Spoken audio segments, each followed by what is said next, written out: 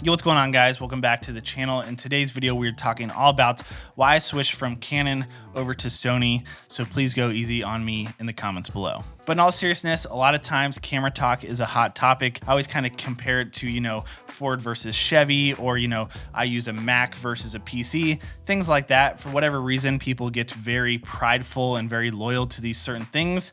And I guess I get it. You spend a lot of money on these products for yourself, and you want to think that you have the perfect and right decision. And I'm here to kind of explain to you guys today why I decided to make this switch. And I hope you guys get a sense of whenever you're talking about camera gear or just tech in general, it all comes down to what your workflow is and figuring out what your specific needs are out of your equipment. And that's really it at the end of the day. This is no hate on Canon. This is no hate on Sony or saying one is way better than the other, but just my specific workflow and my specific needs might be different than yours, and that's totally fine. And honestly, no two people should need the exact same tools. Now, one little asterisk that I do want to say here is over the past 10 years, my personal camera equipment has mostly been Canon. I have owned a couple Sony cameras and lenses within that time as well.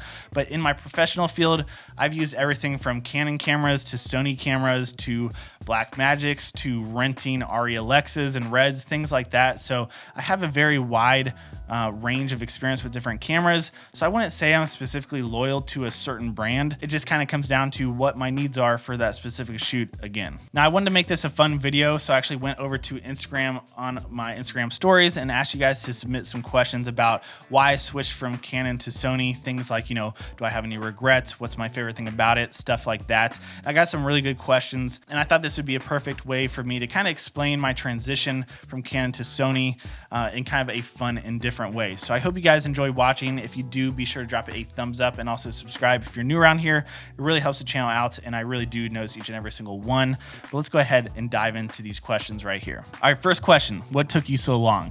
I know he's kind of joking around with this, but honestly, Canon was doing everything I needed to for a long time. And whenever you're talking about switching total camera systems, you're definitely going to lose some money whenever you're talking about selling gear and rebuying gear. So honestly, I just didn't need to for a long time. Was it a necessity to switch? Were you limited enough with Canon that you had to switch? So recently I dropped a couple videos. If you guys check out my Canon R5 long-term review, I definitely go into it whenever I talk about the downsides of that camera. But basically, was it a necessity for me to switch? No, but did it really speed up my workflow and make it a lot easier for the way that I shoot and edit? Yes. So in that sense, it was a necessity for me. Long story short, I edit on a Mac in Premiere Pro, which really just hasn't been optimized like some other programs like Final Cut and DaVinci Resolve.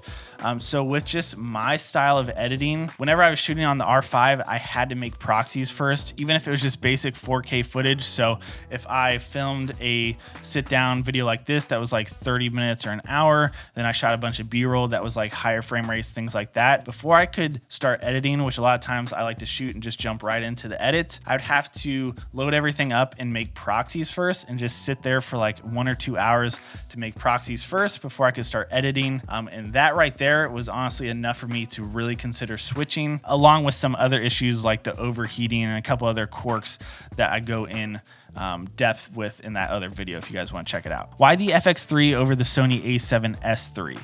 That's a good question. Honestly, I really thought about getting the a7S III, but one reason why I got the FX3 is the fact that it has that top handle. One, I just like holding that whenever you're shooting B-roll and things like that, but also that I love that it has the built-in XLR straight into that handle. I'm actually using that right now for this microphone. It's just kind of a cool way to switch it up, and I don't have to worry about an external recorder, which when I'm working on my YouTube content here, I don't really want to deal with an external recorder if I don't have to. Other than that, I just like the way that the camera looks a little bit better. I don't need a viewfinder mostly for how I'm shooting photos, and this isn't really going to be my photo first camera. And then also, I gotta be honest, I love the tally lights on it. I think they're sick, and it looks cool. What picture profile do you use or recommend for Sony? Honestly, I've always been a log person, at least for the last few years, for pretty much everything.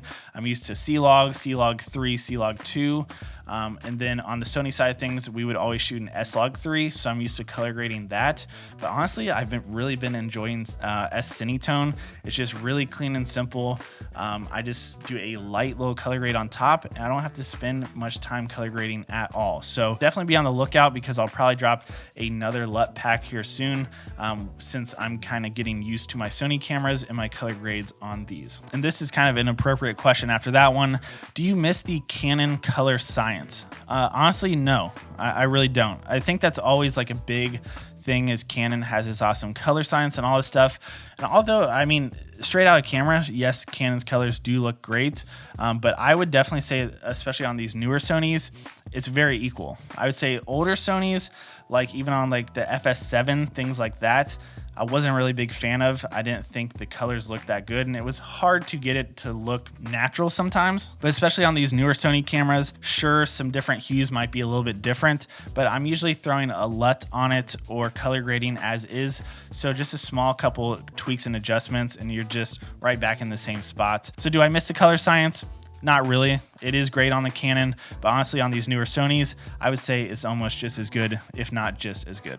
Pros and cons of switching to Sony. That could be a loaded question, but just the first couple things that come to mind. Definitely my biggest pro right now is just how much it's really sped up my workflow. I love being able to hit record on this camera and just let it roll as long as I sit here and ramble for, which honestly sometimes is a long time. I love that it doesn't have a record limit. I love that it has an internal fan. I don't ever have to worry about the overheating. I love the way this camera looks. It's small, it's compact. The autofocus is awesome. So yeah, there's honestly a ton of pros. And as far as cons go, there aren't really too many cons for me yet. I do kind of wish it had higher megapixels for photos, but I'm going to buy a second camera body for that on the Sony side of things that's more photo dominant, that I think we're going to answer another question in here as well. RF or G Master? Honestly, both are awesome lenses. I really like the RF lenses. I would say they're probably the best out there, but since they are so new, it is still pretty limited on all the different focal lengths and things like that. So maybe the nod to G Master, but honestly, they're both awesome. Here's the question I was looking for. Do you plan on getting an A7R4 to accompany for stills? So no, I don't think currently I'm planning on getting the A7R4, but honestly, I'm kind of waiting for the A7 IV, which is going to be like the new hybrid. And I think that'll be plenty for what I need on the photo side of things. And then also it would be a perfect B camera for the Fx3 here. Was it a huge lens reinvestment when I switched? Honestly, not a whole lot yet. Actually, I still have 2 Canon lenses that I need to get rid of. So be sure to check out my Instagram stories and maybe over on Twitter as well. I usually try to sell gear through my socials first if you guys want to check out a couple of my pieces of gear that I still need to sell. But no, currently on the Sony side of things, I just have the 16-35 G Master, which is a very expensive lens. But I'm just kind of taking it easy. This is kind of like an all-in-one lens that I can do most of my stuff for in my personal work here. But later on down the line, definitely going to pick up a few more once I sell these other lenses. My dude Drew asks, why did you make this switch, and what do you love about the change and what do you miss? So I definitely touch on this some, but the first thing that comes to mind is really, if you check out that video I made that I talked about the things that I wish I knew about the Canon R5 before I purchased it. It's pretty simple. The overheating, the IBIS wobble, and it's just not easy to edit the footage out of the Canon R5. Those things summed up right there are really the main reason why I switched over. Okay, this is a good question. What has Sony better than Canon? I definitely think Sony is embracing the whole YouTube community and a lot of smaller creators on that side of things. As far as Canon goes, it seems like it's pretty kind of hush-hush. They don't really share much of anything with anyone unless you are like super tippity top. And so that's a little bit of a turnoff for me. I think Sony is just kind of more in the know on the creators, kind of the everyday creators, and especially the people in the YouTube space, which obviously I am. And it just seems like they're super excited and listening to a lot of people's feedback in this community. And that's just something that I would love to be a part of. So that might not be the exact answer you're looking out of your question. What does Sony have better than Canon? But I think they kind of have the community side of things down that Canon needs to kind of catch up on.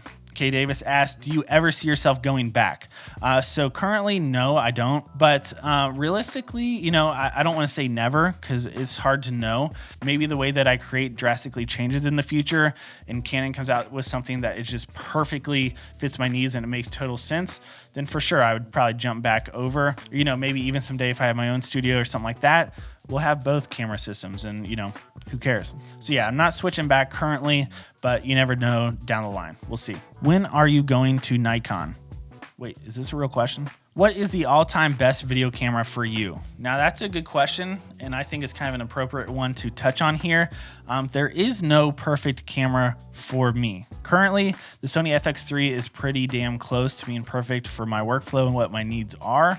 But my needs are always going to be changing. My workflow is always going to be changing. Maybe I start shooting in a different style, or maybe I start doing different things. No piece of tech or camera gear, to me, or at least for me, has ever been perfect. It's always kind of finding the closest that you can get for your workflow. And currently for me, that's the Sony Fx3. But ask me in 6 months, ask me in a year, ask me in 3 years, I guarantee it's going to be something different. And that's kind of just how it is whenever you're talking about tech, in my opinion. So yeah, guys, those are the questions that you guys submitted to me. Honestly, I didn't even get through all of them yet. A lot of people had questions about why I switched from Canon to Sony. So I hope this made a little bit more sense to you guys and you got a little look inside my head and what my thinking is. But I seriously probably sound like a broken record in this video, but I really want to hit the message home here. It all comes down to what your workflow is. It comes down to what your specific needs are.